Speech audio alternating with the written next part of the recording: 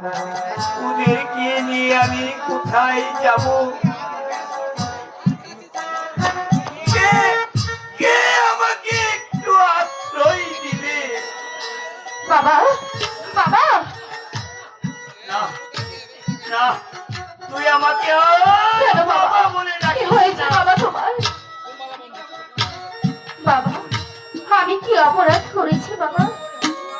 ওরে ওরে হতভাগী, তুই কেন আমার ঘরে জন্ম নিয়েছিলি? কেন কেন আমি তোকে ছোটবেলা গলা টিপে মেরে ফেললাম? কেন বাবা, কেন?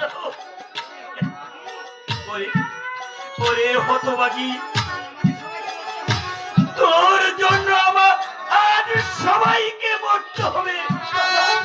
মরতেই যদি হয় আমরা একসঙ্গেই মরবো। ঠিক বলেছ লীলাপতি, মরবো তো নিশ্চয়ই। মরার পথে যখন পা দিয়েছি, তখন আর মরার বাকি কোথায়? রমানন্দ বাড়ি আছো?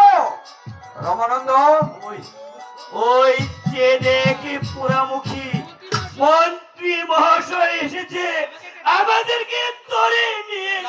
রমানন্দ, তোমরা মিশে মিশে কান্নাকাটি করছো। আমি তোমাদেরকে ধরে নিয়ে যেতে এসেছিনি।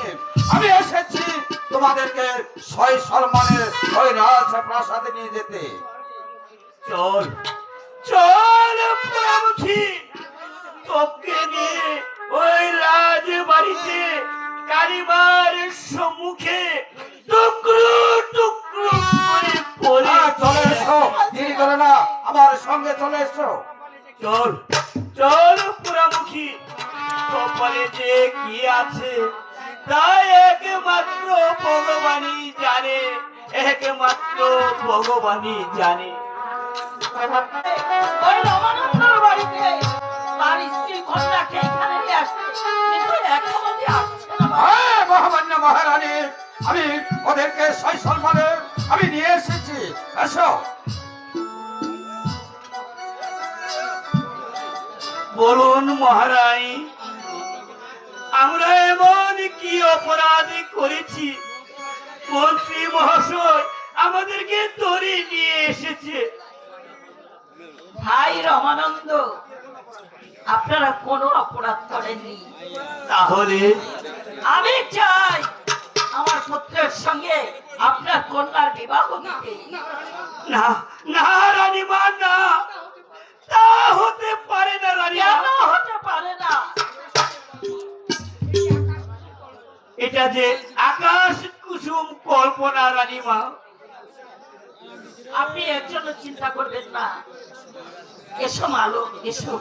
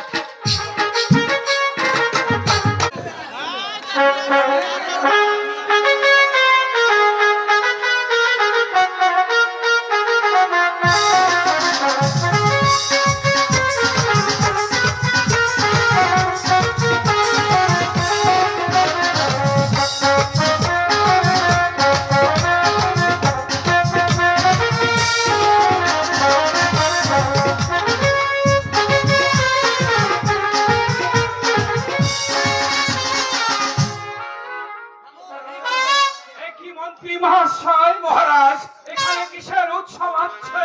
বিবাহ হচ্ছে বুঝি? হ্যাঁ মহারাজ, বিবাহ, আমাদের একমাত্র পুত্রের বিবাহ। রানী, রাখো তোমার বাজলতা। ওরা ওরা আবার কে? কেন মহারাজ, উনি হচ্ছেন আমার বিয়াই, আর উনি হচ্ছে আমার বিয়াই। রানী, আমি তোমার কোনো কথাই শুনতে চাই না। মন্ত্রী মহাশয়, মহারাজ, অপরাধ যখন আমি করেছি আমি মাথা বেঁধে দিচ্ছি। আপনি যে শাস্তি দেন আমি সেই শাস্তিও মেনে নেব মহারাজ। অপরাধ আমি করেছি, শাস্তি যদি দিতে হয় তবে আমাকে দিন মহারাজ। রানী, মন্ত্রী মহাশয়, মহারাজ, আমি কাউকে শাস্তি দেব না।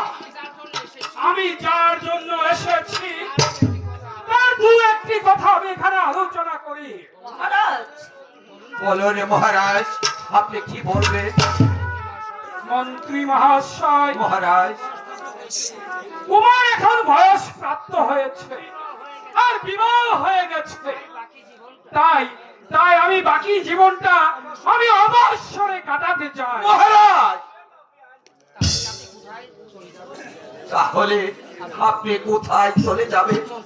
মন্ত্রী মহাশয়, আমি যাব সেখানে যেখানে নেই মানুষের কলরব, যেখানে নেই মায়া মমতার লেশ, নিরিবিলি কারণে ভগবানের প্রেম অবিনাশে ঘুরব আমি তীর্থ পর্যটনে। মহারাজ, আপনি এসব কি বলছেন মহারাজ? হ্যাঁ রানী, হ্যাঁ, আমি ঠিকই বলেছি। পুত্র প্রেম, এসো এসো পুত্র, তুমি আমার কাছে এসো। বসো এই পবিত্র সিংহাসনে। হয় না যেন পুত্র এই সিংহাসনের অমর্যাদা।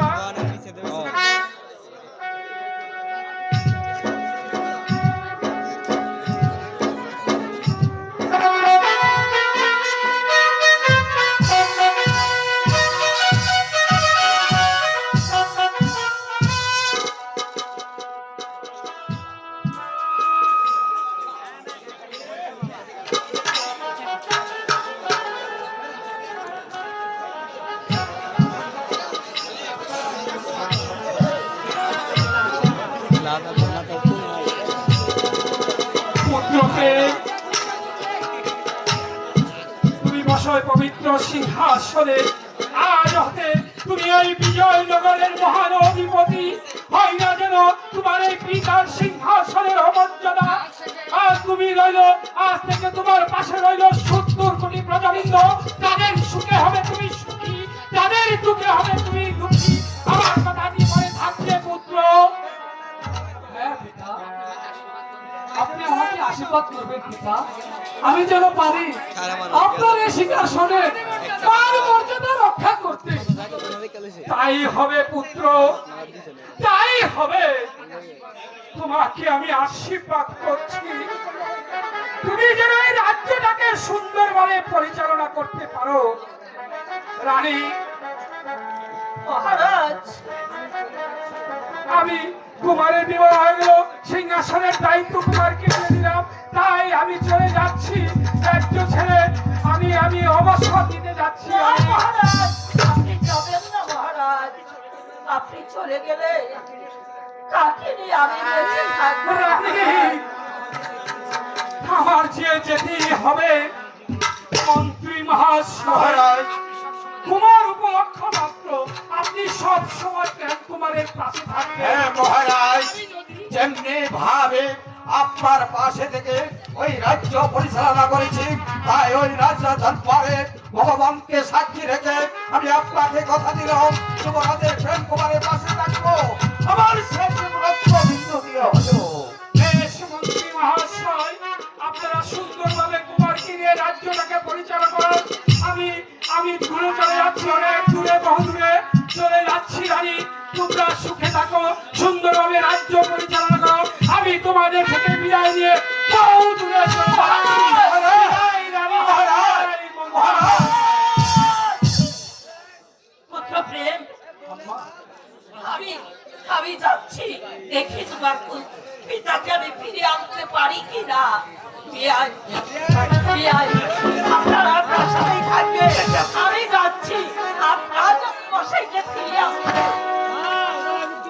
গোপাল, এই মুহূর্তে আমি এখানে আর দাঁড়িয়ে থাকবো না, উল্টা বেগের মতো ছুটে যাবো, দেখবো মহারাজ কোথায় যাচ্ছে, যেমন করে হোক মহারাজকে আমি ফিরে আনবো।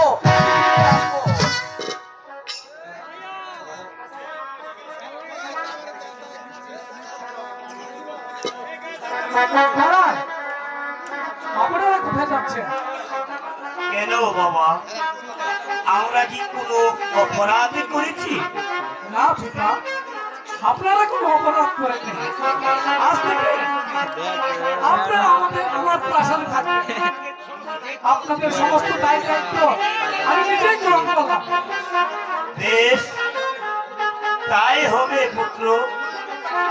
আমি তোমাদেরকে আশীর্বাদ করছি, তোমরা যেন দীর্ঘজীবী হও, দীর্ঘজীবী হও। চলো রানী, আমরা স্বামী। চলে যাই। স্বামী, স্বামী, এই রাত রয়েছে একটি নারীর জীবনে সৃষ্ট হয়েছে, আর সেই রাত্রি আমি আপনাকে কাছে পেয়েছি। ও সানাইটা বলছে আমি শুধু শুনছি, রাতে আজ বলছে আমি শুধু ভাবছি কি করে বলি এই প্রাণ জমি আজ মধুরা আজ মধুরা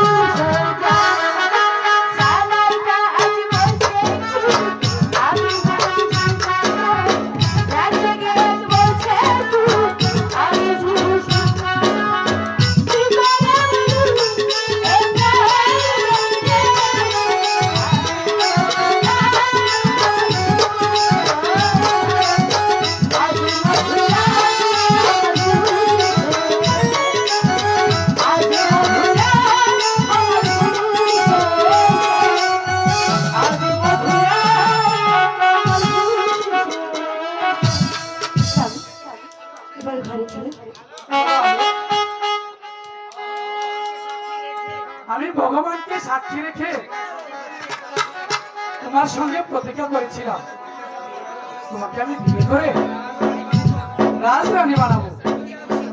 তুমি কি খুশি হওনি? স্বামী, আমি রাজমহল পেয়ে খুশি হইনি। আমি খুশি হয়েছি আপনার মতো একটি দেবতামন স্বামী পেয়ে। আমি চাই সারাটি জীবন আপনার ওই মুখে থাকি।